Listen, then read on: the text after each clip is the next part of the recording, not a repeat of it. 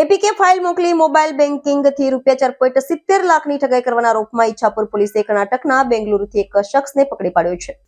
APK file મોકલી mobile બેન્કિંગથી ₹4.70 લાખની ઠગાઈ કરવાના આરોપમાં ઈચ્છાપુર પોલીસે કર્ણાટકના બેંગલુરુથી એક શખ્સને પકડી પાડ્યો છે.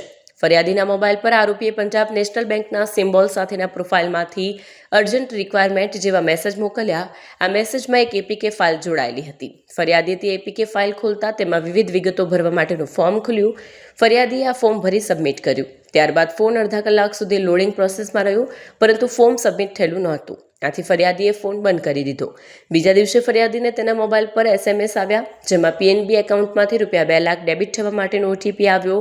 થોડી જ મિનિટો બાદ 2 ઓટીપી સાથેના મેસેજ આવ્યા, જેમાં ₹1,70,000 અને 1 લાખ ડેબિટ થયાની માહિતી હતી. આ રીતે ફરિયાદીના બેંક એકાઉન્ટમાંથી કુલ ₹4.70 લાખ અજાણ્યા લોકો દ્વારા ઉપાડી લેવાયા હોવાનું જણાવતા ફરિયાદીએ ઈચ્છાપુર પોલીસમાં ગુનો નોંધાવ્યો હતો.